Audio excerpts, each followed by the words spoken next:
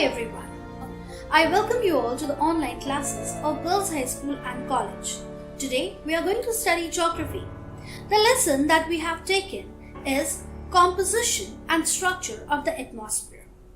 It is said that atmosphere is a relatively thin layer containing a number of gases such as your dust, vapor that is enveloping the earth as far as about 10,000 kilometers above the Earth's surface.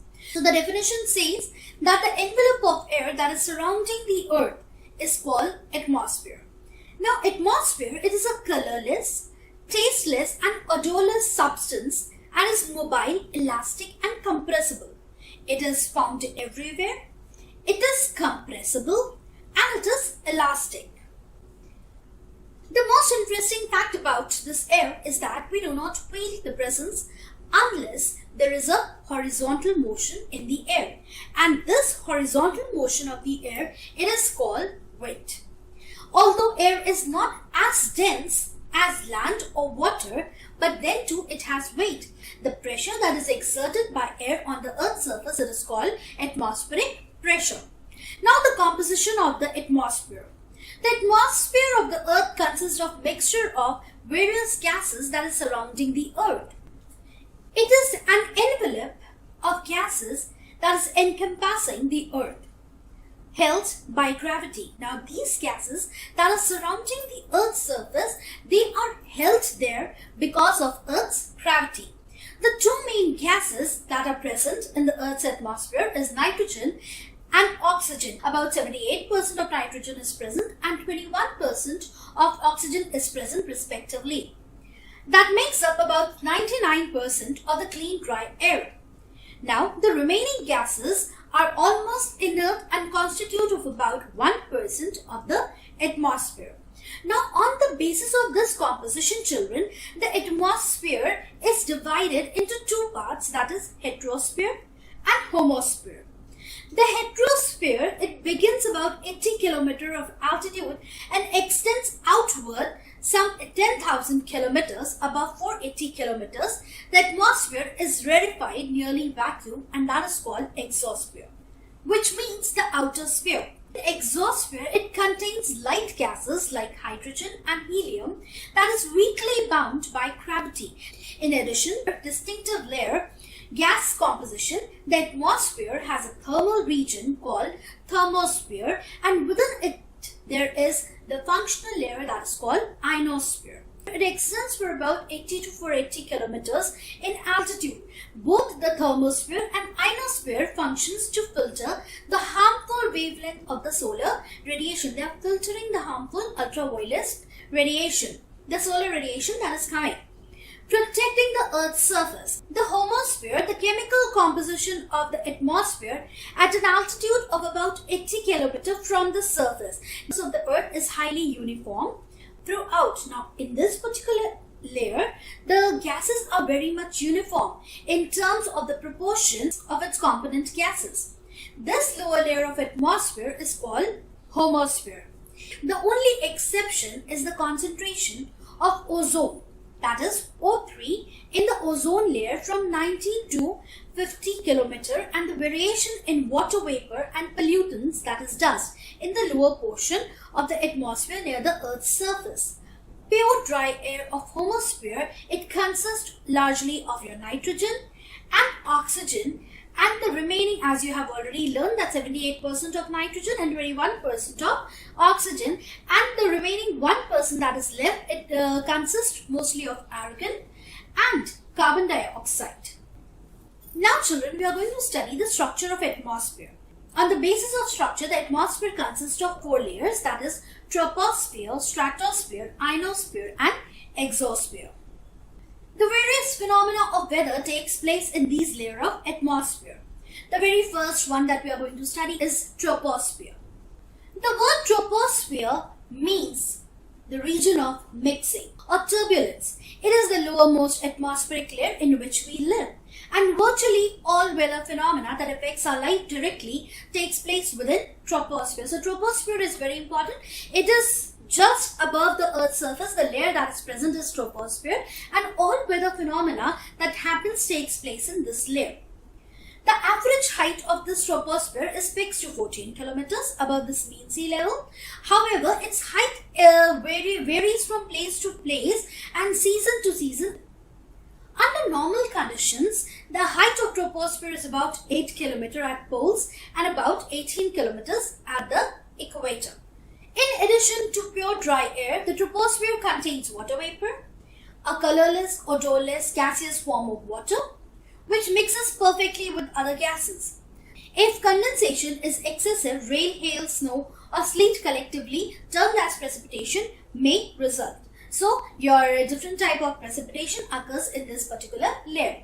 The troposphere contains particles of dust which serve as a nuclear center around which the water vapor condenses to form cloud particles. This is more common in the air in the industrial cities which discharge chemically active dust into the air. As a result, perpetual haze or smog hangs over the city, which is termed as pollution. The next important feature of troposphere is that there is decrease of temperature with increasing of altitude at a mean lapse rate of about 6.4 degrees Celsius per kilometer. Tropopause is marked as an upper boundary of troposphere. The elevation or the height of tropopause is least at the poles and maximum at the equator. Now this happens because of the density of air. The next layer that we are going to study about is stratosphere. The lowermost limit of stratosphere is at tropopause. So the point where tropopause is there, just above that point, stratosphere starts. Now this layer is free from all the weather phenomena, that is your water vapor and dust. It extends for about 80 to 80 km between 50 and 60 degrees of latitudes.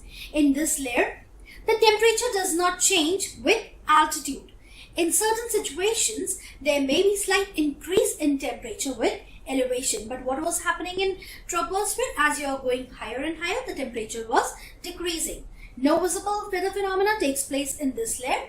Cirrus clouds, that are also called mother of pearl clouds, are occasionally formed in the lower stratosphere. One important feature, the very important feature of the stratosphere is that it contains ozone layer. There is a maximum concentration of ozone, a vital gas between 20 to 30 km. This region is thus called ozonosphere. The ozone layer, presumed to be relatively stable over the past several hundred millions of years, is now in a state of continuous damage, and that is a big concern. Ionosphere. The next layer of atmosphere is ionosphere, as we have already learned about it in the homosphere. Now ionosphere, it extends for about 80 km to about 480 km. In this layer, the ionization of molecules and atoms occur mainly as a result of ultraviolet rays, the X-rays and the gamma rays. Ionization refers to the process by which atoms are charged into ions through removal or addition of electrons, giving them an electrical charge. In this layer, the temperature decreases with increase in elevation until a low point of minus 100 degrees Celsius is reached. Beyond this level, the temperature increases as a result of absorption of short-wave solar radiation by the atoms of oxygen. Ionosphere reflects low-frequency radio waves but absorb medium and high-frequency waves. Thus, this layer is especially important in long-distance radio communication. Then comes the exosphere. As discussed earlier, this is the outermost layer of the atmosphere and forms the outermost boundary of our atmosphere. The atmosphere in this region is highly predominant and rarefied with hydrogen and helium gases. Ozone and stratosphere.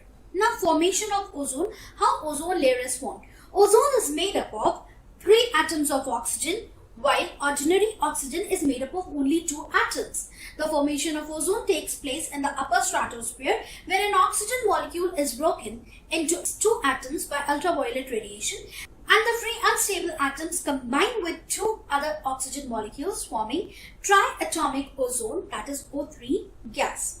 Now, importance of ozone layer. Ozone layer is very important because it absorbs the burning ultraviolet radiation from the sun. in the absence of the ozone layer found in atmosphere and in the event of ultraviolet rays reaching the Earth's surface, our planet would have been unfit for human habitation and other living beings. Thus, ozone layer protects us from harmful rays. Thus, the presence of this layer is a boon to human beings. The depletion of ozone layer and its harmful effect. The presence of ozone layer is so vital to human life that its depletion may lead to disastrous consequences. In the absence of ozone layer, the excessive radiation of ultraviolet rays of the sun would render man and animals blind, causes crop damage and reduce immunity. This will also burn man's skin, increase the incidence of skin cancer, and it may destroy the aquatic and microscopic forms of life. And in addition, it could also damage the flora of the earth.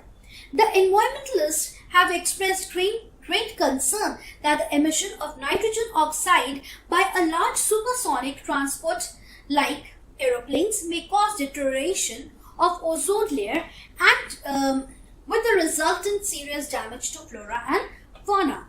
Another reason for the rapid depletion of ozone layer is a continuous release of synthetic chemicals that is called chlorofluorocarbons into the atmosphere, and CFCs are synthetic industrial chemical compounds containing chlorine, fluorine and carbon atoms, and these are used as a cleaning agent in refrigerators, fire extinguishing fluids, sprays, car propellants and insulating foams. They slowly release CFC molecules into the stratosphere where intense ultraviolet rays splits their three chlorine atoms. These combine with oxygen to form chlorine monoxide.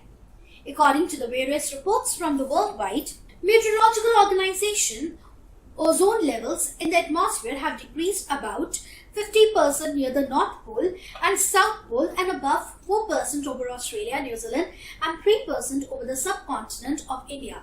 Then comes global warming. Although all the energy available to the Earth and its atmosphere, it comes from sun. As we know, the sun is a self-illuminating mass of extremely hot gases that emits radiant energy that is needed for our planet. The direct ultraviolet rays of the sun are extremely harmful for living beings. Now, what is global warming, children? That the natural gas that is present in our atmosphere, it maintains the balance of global temperature that is ideal for the existence of life. Now, these greenhouse gases, that is your carbon dioxide, methane, nitrous oxide and water vapor, keeps the ground temperature at a global average of 15 degrees Celsius. Without this natural blanket, Earth's surface would be about 30 degrees Celsius colder than it is today, making the planet a frozen, barren, lifeless place similar to Mars. Now, the greenhouse gases keeps the surface warm because as incoming solar radiation reaches the Earth's surface, it gives off infrared radiation of heat that the gases trap and keeps near the ground level. This effect is comparable to the way a greenhouse traps heat. In the opinion of some of the climatologists, the temperature of the Earth is increasing alarmingly as a result of human activities. Human beings have tilted this balance by indiscriminate cutting of trees, clearing and burning the vegetation cover. This practice increases the amount of carbon dioxide in the air, which along with other gases enhance the greenhouse effect. Another cause affecting the rise in the global temperature is the increasing atmospheric concentration of carbon dioxide. This rapid increase in CO2 has occurred after the Industrial Revolution, when fuel like coal, oil and natural gas is burnt. They yield water vapor and carbon dioxide that is released into the atmosphere. And because of increasing level of carbon dioxide in the atmosphere, the global temperature is likely to rise by 1 degree Celsius and perhaps may increase up to 3 degrees Celsius. Depletion of ozone layer may also contribute to global warming.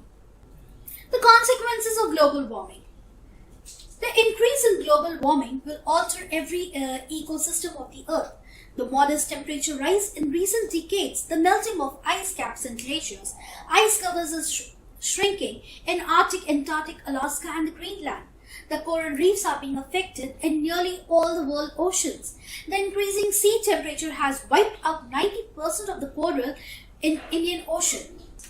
Increasing global temperature may affect the regional climate or atmospheric changes with regard to temperature, precipitation, soil moisture, etc.